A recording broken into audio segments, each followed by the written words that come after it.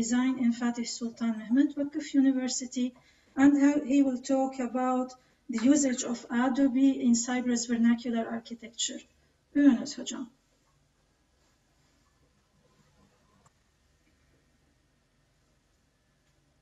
Hocam sesiniz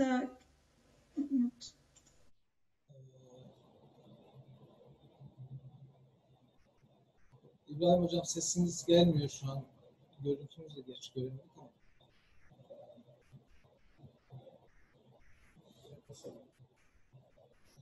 Görüntüye başlayalım.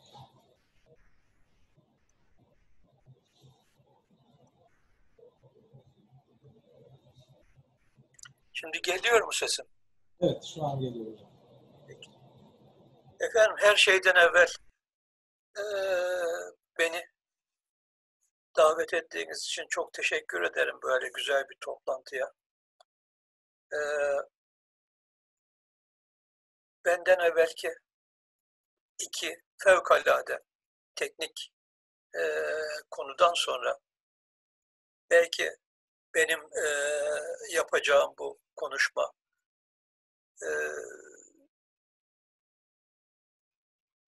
kerpiç veyahut da taşın kültürle birlikte Kıbrıs, özellikle geleneksel Kıbrıs mimarisinde nasıl şekillendiği üzerine daha değişik bir sunum olacaktır.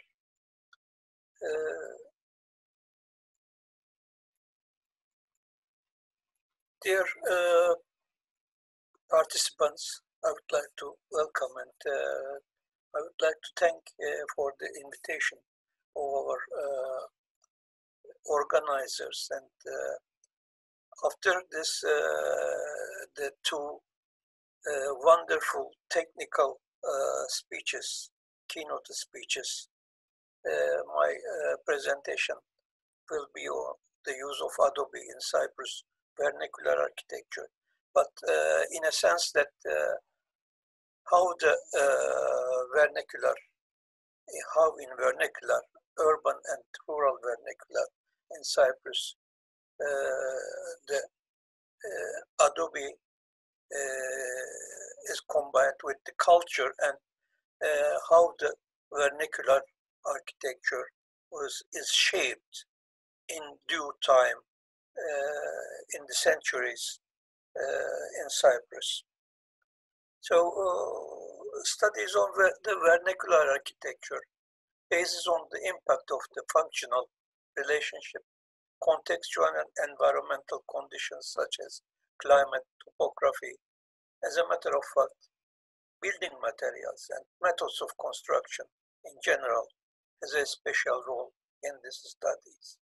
On the other hand, it is accepted that on one hand, the precedence of the expression of form in architecture mainly be based on the availability of the materials and the constructional culture. Thus, besides the social cultural impacts of the heritage, the appropriate responses to the contextual necessities on the formation of the vernacular architecture can be noticeably identified. In the light of the identification, cultural heritage, and the continuity in the vernacular structures, the pedigree of the forms can be defined. Otherwise, the vagueness is unavoidable in the understanding of the vernacular architecture. Thus, only by referring to the early periods of the human civilization, the vernacular architecture can be interpreted or defined as anonymous. I would like to tell a little bit about the place and the background of the heritage of Cyprus for you.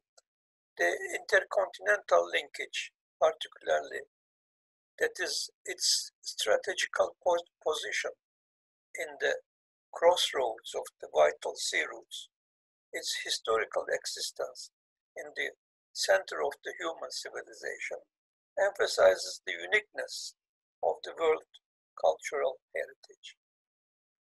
Starting from the Neolithic times, Cyprus have sequentially been occupied by Anatolian and Middle Eastern peoples, Assyrians, Hittites, Egyptians, Phoenicians, Persians, Macedonian Ptolemies, Romans, East Romans, Byzantines, Arabs, Crusaders, Lusitanians, that means the Latins, Genoans, Venetians, Ottomans, and lastly British. Oof, what a diverse colonization on the island. Relatively small area and the less population density of the island have created a perfect arena for the cultural struggle and interchange between the invaders and the natives, though it is almost impossible to define who the natives were because of the frequent and repetitive occupations. But there is only one constant, and this constant are the physical, contextual aspects of the island. So, a little bit about the physical constants. In the Mediterranean region, which demonstrates the temperate zone, dominates 4 different seasons, though through the year, with moderate changes. In other respect, particular formation of the landscape of the island has an impact on the availability of the constructional materials. The local identity, on the other hand, of Cyprus can only be defined by searching the resemblance of the architectural formation in the close vicinity and the diffusion of the cultural heritage by the migration. So, even from these 4 examples, we may see the resemblance of the Cypriot examples on the left-hand side, on top the urban and at the bottom the rural, and the examples of Anatolia on the right-hand side, on the up, and the Middle East examples on the lower. So that means the diffusion of the cultural heritage is very, very closely linked to the migration and the exchange of culture between the settlers on the vicinity around the island. So let's go a little bit to the rural and see, try to understand the rural development. So the island, if we have a cross section of the island, the environmental and climatic characteristics being the same, we come across the coastal strips, coastal highlands, inner highlands, and coastal central lowlands. Consequently, the formation of the architecture, depending on the availability of the materials, according to the heights and according to the mountains and the lower lands. So the settlement as well obey to this, and we see the nucleated, clustered, and compact identity in the settlements. Rural vernacular forms were developed according to the availability of the building materials and the climatic conditions. The organization mainly respond to the agrarian lifestyle. Religious and ethnical differences have minor effects on the formation of the rural forms and rural vernacular. The forms and shapes, sizes and dimensions, also locations and orientations of the units were mainly generated according to the contextual parameters of the region. The rural life went on largely on open and semi-open air in the island. In response to the climatic factors, the lifestyle, semi-open and semi-closed spaces were significant in the rural vernacular architecture.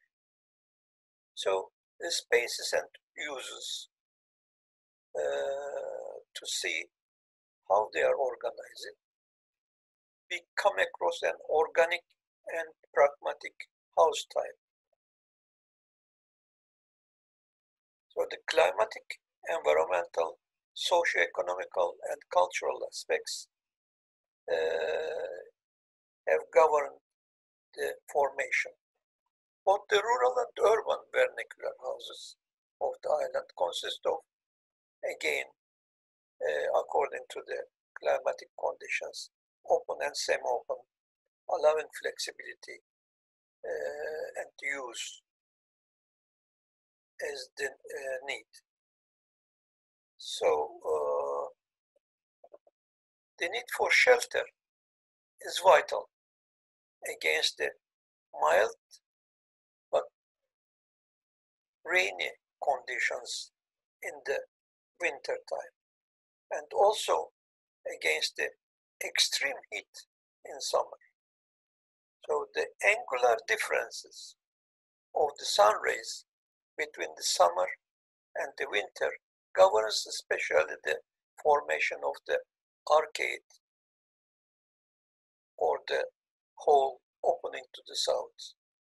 It is essential in Cypriot architecture, especially in rural architecture, to open the house to the south direction, so that to have the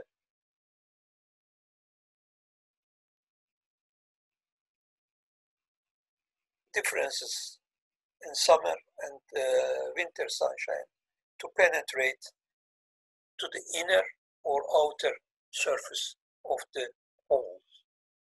Contrary to the Adobe construction used in the main body of the house, the frame, intrados, and columns of the arcade are built in stone masonry.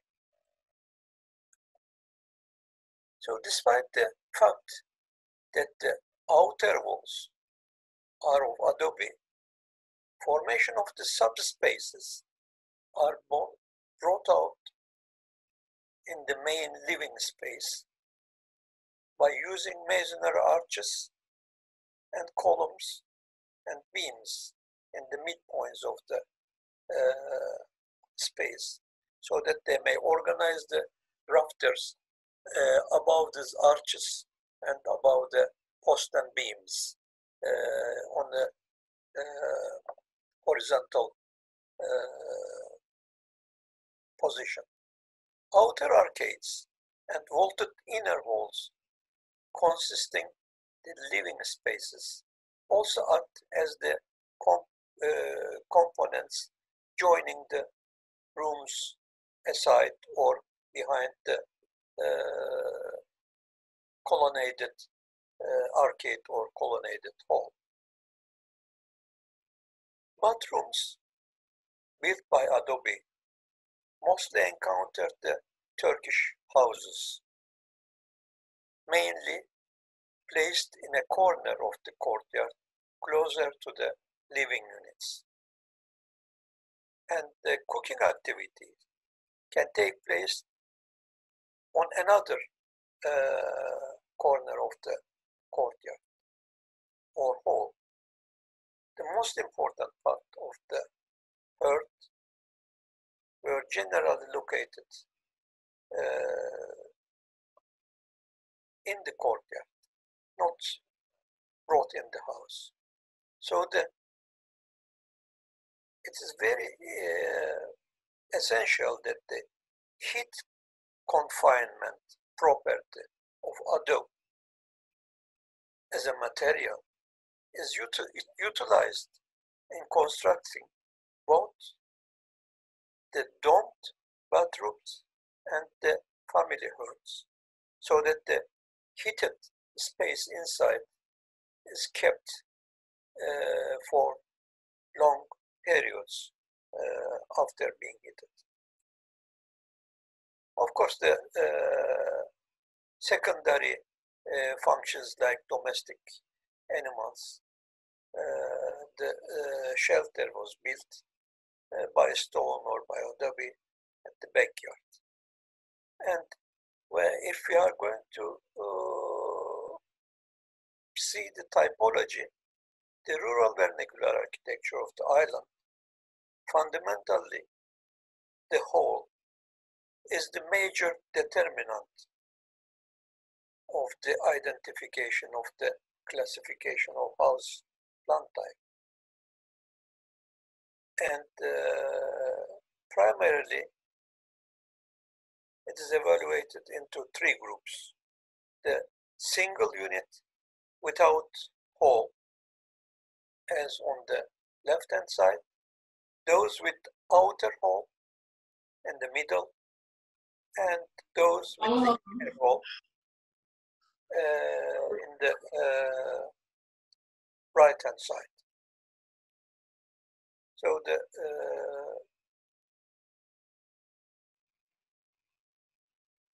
general forms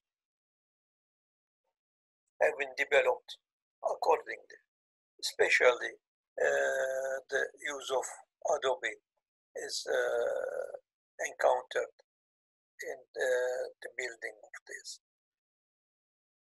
Beside these three main groups, we see a single unit above a masonry archway as a deviation from the main typology. Universal traditional ways of production of and use of Adobe construction adopted also in Cyprus as well. There is no need for me to explain, because of the very wonderful explanation of the previous two presentation. It's the similar way of producing the Adobe and the similar way of constructing the Adobe walls. But the arches leading to the inner halls, mostly constructed by cut stone masonry, and the use of timber as is prevalent in constructing the stairs, as you may see, bottom middle, beams as is on the right, lintels in combination with the Adobe and the stone. So how the units are growing, generally in the flat topography, the repetition of the units can be seen, or the combination of the units, one arch, one single unit, or a few arches to get coming together, and so on. Professor Dinçürek, who was my PhD student,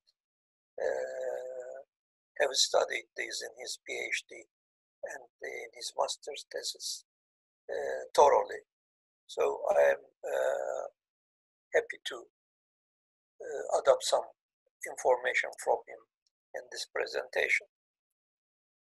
So in the strip topography, then the placement of the arched and the single units without arch have different types of placement. So if you come to the urban areas, the impact of the actors, activities, architectural components, and cultural landscape elements in Cyprus generate the urban forms through the centuries. And as in this picture, showing the street pattern, architectural identity, demographic composition of Nicosia in the early British era of just right after the Ottoman period. We may come across the continuation of the street patterns and continuation of the Ottoman forms with the jumba, the projected jetties of the houses, and as well the mixture of the Ottoman subjects without making any differentiation between the Turkish, Greek, or Jewish Cypriots or the newly generated British subjects. So this is the mixture of the population, the demographic composition adapted itself to the expression of the era that they are living in. So let's have a very quick brief in the impact of different ruling periods in urban context from recent to early history. So the recent as possible, we come across the British period starting from 1878, where they rent the island from the Ottomans and they convert the island as the British colony in 1914 after the First World War, and then their era has continued up to 1960. So in this period, we encountered the grounds for modernity. They brought the modern functions and modern constructional techniques in their time. And we see the British colonial styles and British colonial forms. But also both in the urban areas, but especially in the rural areas, the Adobe constructional systems continue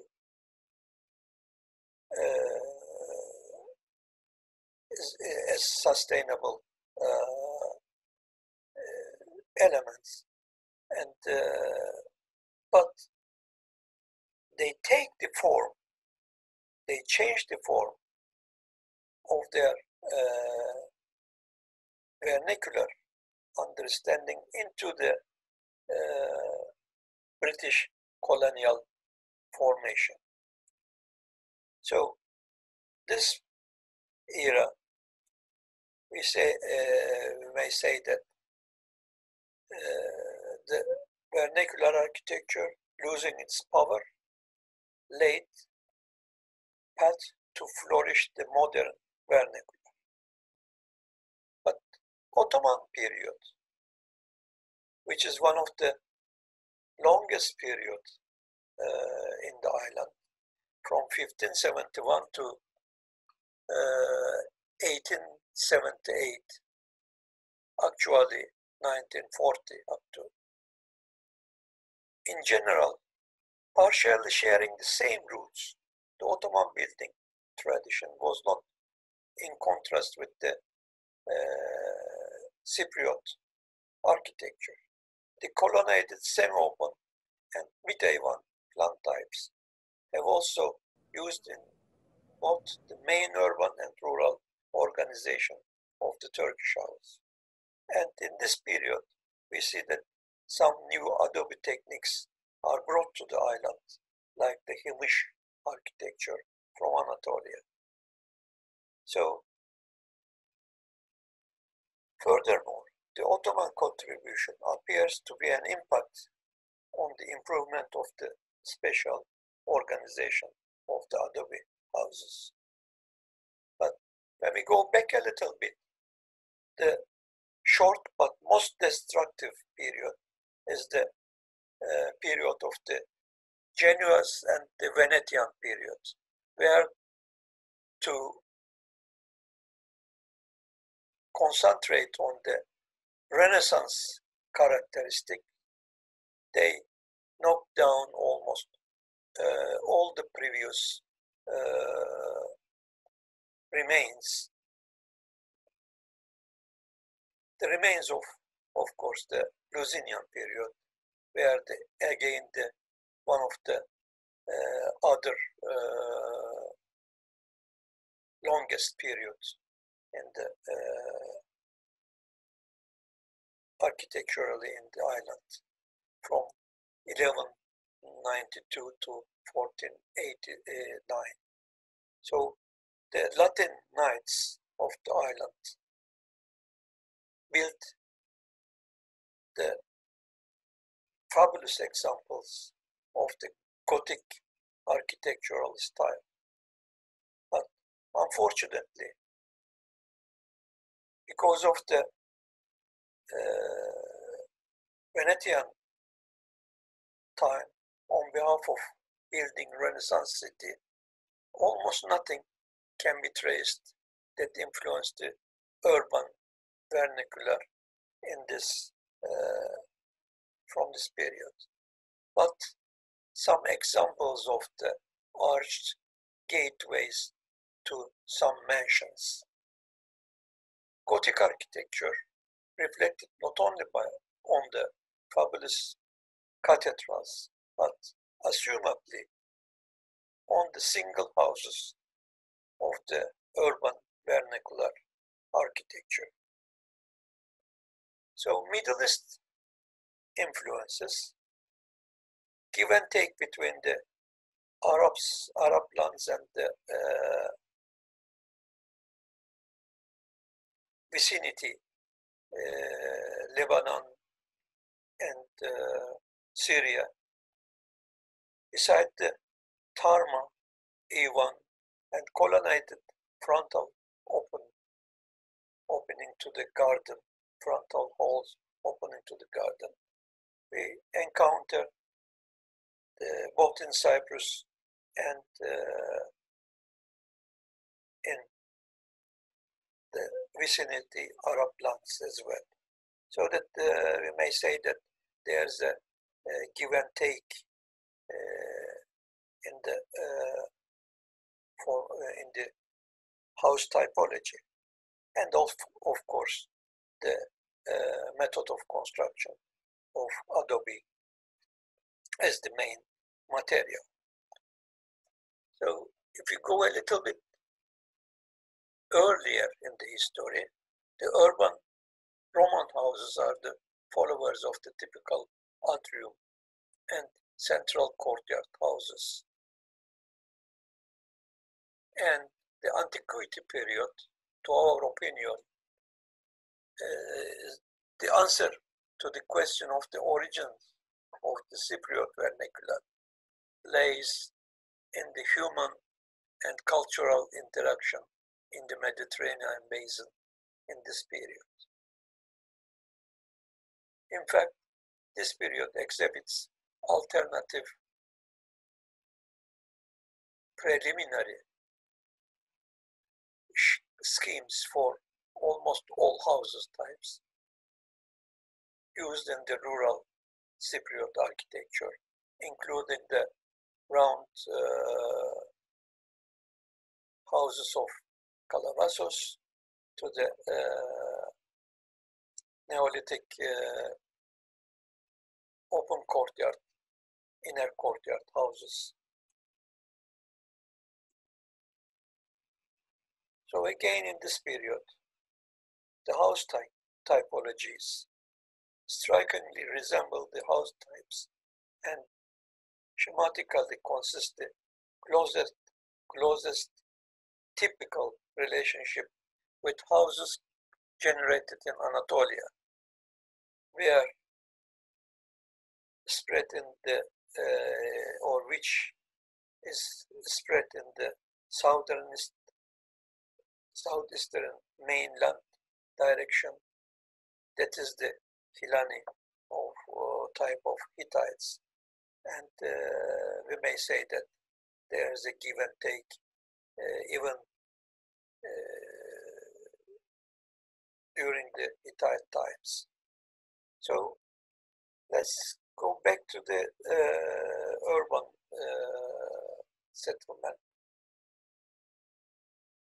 We may taking the Nicosia as the rounded star-shaped walled city of the Renaissance time, built by the Venetians. Luckily, let's say, they cannot have enough time to complete the city plan as a star-shaped inner structure. The structure of the roads exhibit the medieval characteristics of the pre-Renaissance Lusinian period. And finally, historic Nicosia, after the Ottomans, become a typical Ottoman city embedded within a star-shaped post-medieval Renaissance walled city, prevailing the vernacular urban house forms. So during the Ottoman time, on top of the Latin Crusaders' urban texture of Nicosia, which was destructed by the Venetians, many places have been transferred by or for Ottoman inhabitants into the mere accommodation settings, converting the spirit of the pre-Renaissance medieval spirit to the Ottoman taste. This attempt regulates the transformation of the old town in accordance with the Ottoman tastes, values, and practices. Through the common urban vernacular forms prevailing, the typical frame infilled by Adobe, the mesh constructional technique of Ottomans, seem to be used to build up on top of the remaining of the Latin ruins, as you may see it here. So, unfortunately, we don't have a proper Latin Lusinian house, urban vernacular house in our hand due to the destruction done by the Venetians in those times. But on top of the remains, the Ottomans have built and complete the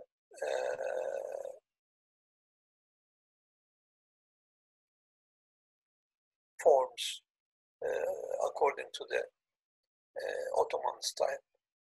The urban vernacular during the Ottoman period reflects the typical tastes, approaches, and forms bearing the resemblance to the main inland Anatolia, which brought alongside the materials and method of constructions to the island.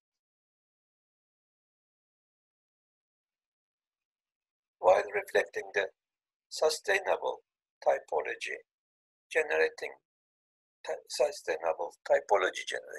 elements such as arcades and inner halls of the rural vernacular, in conjunction with the Ottoman architecture, the use of Adobe as a material and methods of construction in different forms was applied in the Ottoman rural or urban and rural vernacular.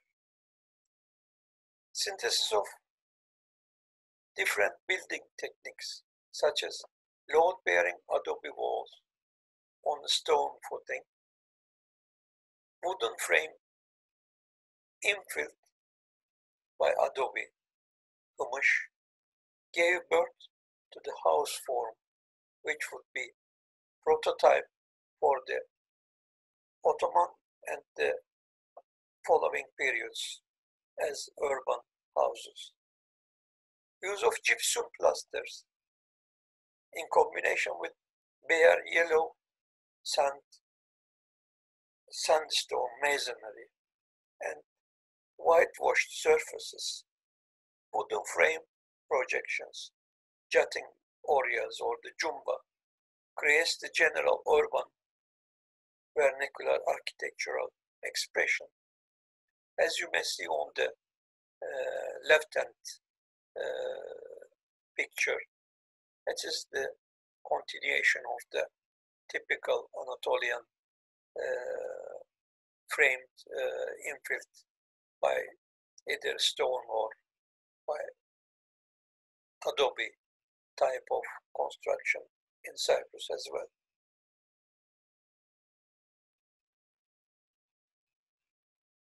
So, Ottoman understanding of functional spatial transition between public and private demonstrate the indoor-outdoor spaces and open-close entities were adapted to the urban vernacular.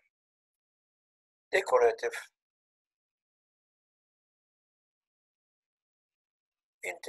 indentations, candle and utensil niches, wardrobes could easily be embedded inside the thick adobe walls,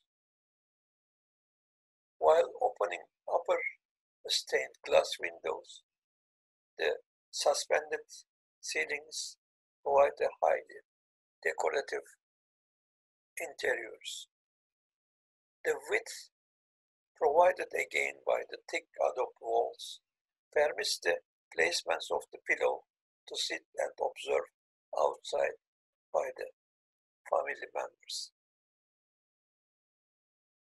As a result of cultural change and due to the colonial modernization effects of the British period, new interpretations such as inner arcaded hall or hayat, as in Turkish, being transferred to outside, to the street side as a balcony. So this is a new approach in the urban vernacular due to the change, cultural change in the British time. Jumba, the jetting, gradually left its form and function and changed into balcony. As you may see in this picture, the gradual change from the depth to the front as the projection. The jumba itself, the opening balcony with the roof on it and the regular balcony of the modern types.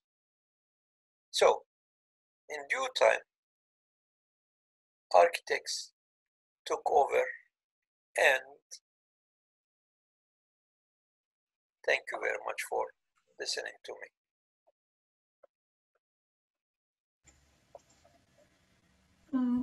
Thank you, Professor Ibrahim, for this interesting journey to the traditional residential architecture in Cyprus throughout the successive building, historic periods, and showing how Adobe as a local building material was used in every period